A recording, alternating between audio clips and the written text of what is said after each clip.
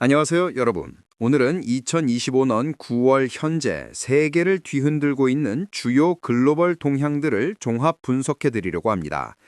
트럼프 2기 행정부의 충격적인 행보부터 유럽연합의 위기, 그리고 AI 패권 경쟁까지 지금 일어나고 있는 변화들이 우리에게 어떤 의미인지 함께 살펴보겠습니다. 트럼프 2기, 제도권에 대한 전방위 압박. 먼저 가장 주목받고 있는 트럼프 2기 행정부의 움직임부터 살펴보겠습니다. 트럼프 대통령은 출범 이후 사법부, 언론 그리고 경제기관에 대한 압박을 강화하고 있어 미국 민주주의의 근간에 대한 우려가 커지고 있습니다. 가장 논란이 된 것은 사법부에 대한 개입 시도입니다. 트럼프 대통령은 소셜미디어를 통해 팜 본디 법무장관에게 정치적 적수들에 대한 수사를 촉구하며 정의는 지금 당장 실현되어야 한다고 주장했습니다. 이는 대통령이 사법 시스템을 정치 보복의 도구로 사용하려 한다는 비판을 받고 있죠. 언론에 대한 압박도 강화되고 있습니다. 지미 킴멜 쇼가 무기한 중단된 것이 대표적인 사례인데, 이는 트럼프가 임명한 연방통신위원회 의장의 압박이 작용했다고 알려졌습니다. 또한 국방부는 기자들에게 승인되지 않은 정부 보도를 금지하는 서약서 서명을 요구하는 새로운 지침을 발표했습니다. 특히 주목할 점은 경제기관의 독립성에 대한 침해입니다. 연방준비제도의 리사쿡 이사가 해임되고 미국 노동통계국장이 부정적인 고용보고서 발표 후 해고되는 일이 벌어졌습니다. 브로킹스 연구소는 이런 상황을 두고 미국 민주주의가 빠르게 침식되고 있다고 경고했습니다. 하지만 트럼프 대통령의 발언들이 사실과 다른 경우가 많다는 점도 문제입니다. CNN은 최근 일주일 동안 트럼프 대통령이 반복한 10가지 허위 주장을 분석했는데, 갤런당 $2 미만 휘발유, 처방약 가격 1,500% 인하 등 수학적으로 불가능한 주장들이 포함되어 있었습니다. 유럽연합의 위기, 각자 도생의 확산. 다음으로 유럽연합의 상황을 살펴보겠습니다. 두 차례 세계대전의 참상을 반복하지 않기 위해 출범한 EU가 현재 심각한 내부 분열에 직면해 있습니다. 가장 큰 문제는 주요국들의 재정 위기입니다. 프랑스, 영국, 이탈리아, 스페인 등이 GDP 대비 국가부채 비율 100%를 초과하는 상황에서 연금과 의료 혜택을 축소하고 세금을 인상하면서 극심한 사회 불안을 겪고 있습니다. 이런 상황에서 각국은 EU 전체의 결속보다는 자국의 이익을 우선시하는 각자 도생 기조를 보이고 있습니다. 대표적인 사례가 중국 전기차 제재 논의에서 스페인이 반대 목소리를 낸 것입니다. 중국이 스페인의 주요 수출품인 와인과 하몽의 최대 수입국이기 때문에 스페인은 EU 공동전선에서 이탈했습니다. 브렉시트의 결과도 교훈적입니다. 영국은 일자리 회복을 기대했지만 결과는 정반대였습니다. 런던에 유럽 본사를 둔 글로벌 기업들이 암스테르담, 룩셈부르크 등으로 이전하면서 오히려 양질의 일자리를 대거 상실했습니다. 더 심각한 문제는 지속 불가능한 복지 시스템과 인재 유출입니다.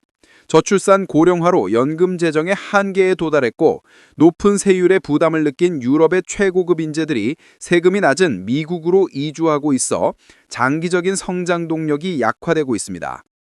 AI 패권 전쟁, 천문학적 투자의 시대.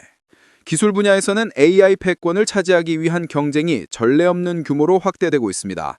가장 주목받는 것은 엔비디아의 오픈 AI에 대한 최대 1,000억 달러 투자 계획입니다. 이는 AI 인프라 구축에 천문학적인 자본이 투입되고 있다는 것을 보여주는 상징적인 사건입니다. 마크 저커버그 메타 CEO는 수백억 달러의 손실을 감수하더라도 AI에 공격적으로 투자할 것이라고 밝혔습니다. 그는 초지능 경쟁에서 뒤처지는 것이 돈을 잃는 것보다 더 큰 위험이라고 강조했습니다. 흥미로운 점은 AI가 미국 문해력 위기 해결책으로 주목받고 있다는 것입니다. 덴버 공립학교는 AI 기반 독서 튜터를 도입해 긍정적인 효과를 보고 있습니다. 하지만 부유한 가정의 아이들은 인간 교사와 고전을 읽고, 가난한 가정의 아이들은 AI 튜터에 의존하게 되어 새로운 교육 불평등이 발생할 수 있다는 우려도 제기됩니다. 한편 트럼프 행정부는 H-1B 비자 수수료를 연간 약 10만 달러로 대폭 인상하는 방안을 추진하고 있어 외국 우수 인재에 의존하는 빅테크 기업들의 막대한 부담을 안겨줄 것으로 예상됩니다. 변화하는 아시아 정세. 아시아 지역에서도 흥미로운 변화들이 감지되고 있습니다. 김정은 북한 국무위원장은 미국이 비핵화 요구를 철회하고 현실을 받아들인다면 대화에 나설 수 있다고 밝혔습니다. 핵무기는 생존을 위한 필수 수단이므로 제재 해제와 맞바꾸지 않겠다고 강조하면서도 트럼프 대통령에 대해서는 여전히 좋은 추억을 가지고 있다고 언급하며 대화의 여지를 남겼습니다. 미국과 중국 관계에서도 변화가 있었습니다. 트럼프 대통령과 시진핑 주석이 3개월 만에 전화통화를 하고 틱톡 등 문제를 논의한 뒤 한국 경주에서 만나기로 합의했습니다. 하지만 중국의 언론 탄압은 계속되고 있습니다. 코로나19 초기 상황을 보도했던 시민기자 장잔이 분란 유발 혐의로 4년의 추가 징역형을 선고받았습니다. 국경 없는 기자단은 중국을 세계 최대 언론인 감옥이라고 규정했습니다. 기후변화의 경고신호. 마지막으로 기후변화와 관련된 충격적인 소식입니다. 올해 지구상에서 가장 강력한 폭풍인 슈퍼태풍 라가사가 필리핀을 강타했습니다. 시속 315km가 넘는 파괴적인 돌풍을 동반한 이 태풍은 해수면 온도 상승으로 인해 태풍이 더욱 강력하고 예측 불가능해지고 있음을 보여주는 사례입니다.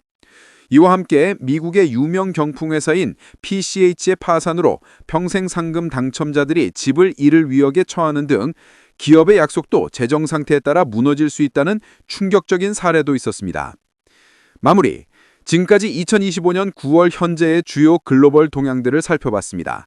트럼프 행정부의 제도적 압박, 유럽연합의 위기, AI 패권 경쟁, 아시아 정세 변화, 그리고 기후변화의 경고까지 세계는 빠르게 변하고 있습니다. 이런 변화들이 우리에게 어떤 영향을 미칠지 계속 주시해야 할 것 같습니다. 여러분은 이런 글로벌 동향 중에서 가장 주목하고 계신 것은 무엇인가요? 댓글로 의견을 남겨주세요. 다음 영상에서도 더욱 심층적인 분석으로 찾아뵙겠습니다. 구독과 좋아요, 알림 설정도 잊지 마시고요. 감사합니다.